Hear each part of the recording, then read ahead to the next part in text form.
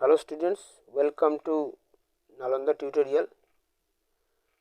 আজকে আমরা আরেকটি গুরুত্বপূর্ণ প্রশ্ন শিক্ষা বিস্তারে প্রাচ্যবাদী ও পাশ্চাত্যবাদী বিতর্ক কি সেটা নিয়ে আলোচনা করব।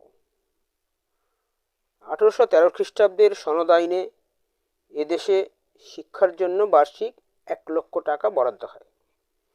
দেশীয় শিক্ষার জন্য প্রাচ্যবাদীরা এবং ইংরাজি শিক্ষার জন্য পাশ্চাত্যবাদীরা এই টাকা দাবি করলে প্রাচ্য পাশ্চাত্য দ্বন্দ্বের সৃষ্টি হয়। শেষ পর্যন্ত পাশ্চাত্যবাদীরা জয়ী হয়। 1813 খ্রিস্টাব্দের যে সনদ আইন, সেই সনদ আইন সম্বন্ধে আমরা যদি দেখি তাহলে কি দেখব না, গভর্নর জেনারেল লর্ড মিন্টো এক রিপোর্টে ভারতে শিক্ষার শোচনীয় অবস্থা তুলে ধরেন এবং ভারতীয় জ্ঞান বিজ্ঞানকে রক্ষা করার উদ্দেশ্যে কোম্পানির কাছে আর্থিক সাহায্যের আবেদন জানান। এই সময় খ্রিস্টান মিশনারিরাও ভারতে কোম্পানির শিক্ষানীতির বিরুদ্ধে প্রতিবাদ জানাচ্ছিল। ঠিক এই সময় 1813 খ্রিস্টাব্দে সনদ আইন পাশ হয় এবং এই সনদ আইনে কোম্পানি আগামী 20 বছরের জন্য ভারতে শাসন অধিকার পায়।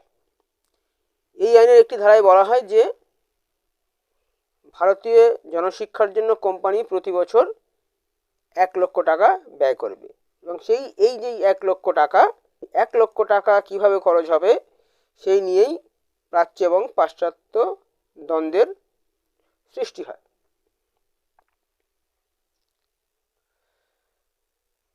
এবার আমরা প্রাচ্যবাদী ও পাশ্চাত্যবাদী কারা সেটা আমরা জানব। পাশ্চাত্যবাদী এবং প্রাচ্যবাদীদের মধ্যে প্রথমে আমরা প্রাচ্যবাদী জানব। স্যার জেমস প্রিন্সেপ, যিনি অশোকের শিলালিপির পাঠোদ্ধার করেছিলেন, Horace Wilson, Holt Mackenzie, sir Warren Hastings Kolkata Madrasa প্রতিষ্ঠা করেছিলেন প্রমুখের মতে এরা কি মনে করতেন না, সংস্কৃত ও আরবি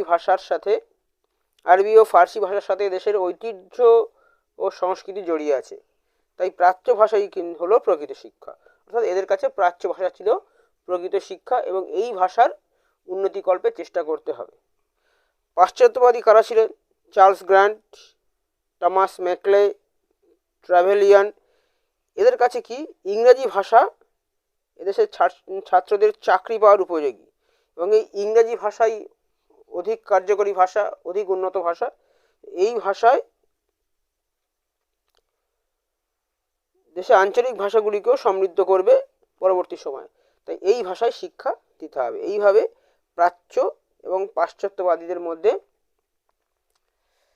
একটা দ্বন্দ্ব শুরু হয়েছিল, যেটা আমরা জানতে পেরেছি। এই যে দ্বন্দ্বের সূচনা হয় তার পরিপ্রেক্ষিতে সরকার কি করে না, জিসিপিআই গঠন করে। এখানে কি বলছে না, প্রাচ্য পাশ্চাত্য দ্বন্দ্বে সরকার বরাদ্দ 1 লক্ষ টাকা পাওয়ার জন্য প্রাচ্য পাশ্চাত্যবাদীদের মধ্যে প্রতিযোগিতা শুরু হয়।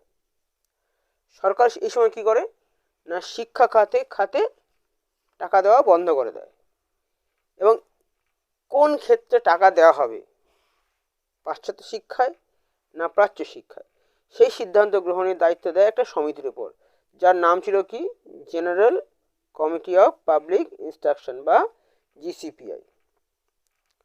প্রাচ্যবাদী এবং পাশ্চাত্যবাদী উভয় শিক্ষাবিদদের নিয়েই এই কমিটি গঠন করা হয়।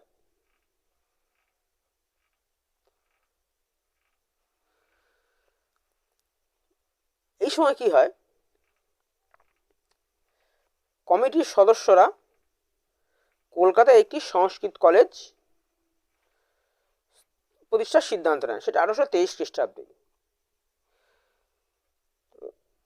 এবং এই সময় যে অর্থ ব্যয়, সেই অর্থ ব্যয় সরকার বন্ধ করে দিয়েছিল। তাই কি হয়, যে সংস্কৃত কলেজ প্রতিষ্ঠায় সরকার উদ্যোগী হলে রাজা রামমোহন রায় বড়লাট লর্ড আর্মহার্স্টকে পত্র লেখেন 11 ডিসেম্বর 1823।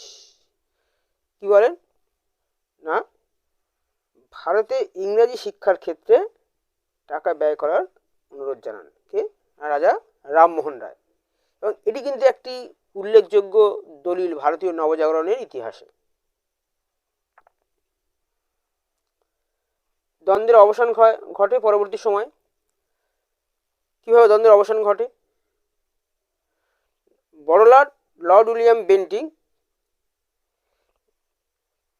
তার আইনসভার এক সদস্য স্যার টমাস ব্যাবিংটন মেকলে 1823 খ্রিস্টাব্দে কী করেন? মেকলে মিনিট প্রকাশ করেন। এবং মেকলে ছিল পুরোপুরি পাশ্চাত্য শিক্ষার সমর্থক। তিনি ভারতে এসে কমিটি অফ পাবলিক ইনস্ট্রাকশনের সভাপতি নিযুক্ত হন। তার সমর্থকরা ছিল কি? Alexander Duff, Saunders, কলভিনেরা। 1835 খ্রিস্টাব্দে তার যে মেকলেস মিনিট, সেখানে তিনি প্রাচ্যের সভ্যতাকে দুর্নীতি, অপবিত্র ও নির্বুদ্ধিতা বলে অভিহিত করে সরাসরি পাশ্চাত্য শিক্ষার পক্ষে মত প্রকাশ করেন। এবং তিনি এটাও বলেন যে উচ্চ ও মধ্যবিত্তদের মধ্যে ইংরেজি শিক্ষা বিস্তৃত হলে তা ক্রমনিম্ন পরিশ্রিত নীতি অর্থাৎ ডাউনওয়ার্ড ফিল্ট্রেশন থিওরি অনুযায়ী ধীরে ধীরে জনগণের মধ্যে ছড়িয়ে পড়বে। তো তার যুক্তি ও বাগ্মিতায় বেন্টিং কী হন? মুগ্ধ হয়ে যান। এবং 1835 খ্রিস্টাব্দে পাশ্চাত্য শিক্ষাকে সরকারি নীতি হিসাবে ঘোষণা করেন। এর ফলে কি হয়? ভারতে প্রাচ্য ও পাশ্চাত্য দ্বন্দ্বের অবসান হয়। এই হচ্ছে আমাদের আজকের আলোচনা, প্রাচ্য ও পাশ্চাত্যবাদী দ্বন্দ্ব অর্থাৎ অ্যাংলিসিস্ট এবং ওরিয়েন্টালিস্ট কন্ট্রোভার্সি, যে দ্বন্দ্বে শেষ পর্যন্ত মেকলের বাগ্মিতায় পাশ্চাত্যবাদীরা জয়ী হয়। এরপর আমরা আরেকটি গুরুত্বপূর্ণ প্রশ্ন আলোচনা করব, সেটি হলো উডের ডেসপ্যাচ। দেখা হচ্ছে পরের ভিডিওতে। ধন্যবাদ।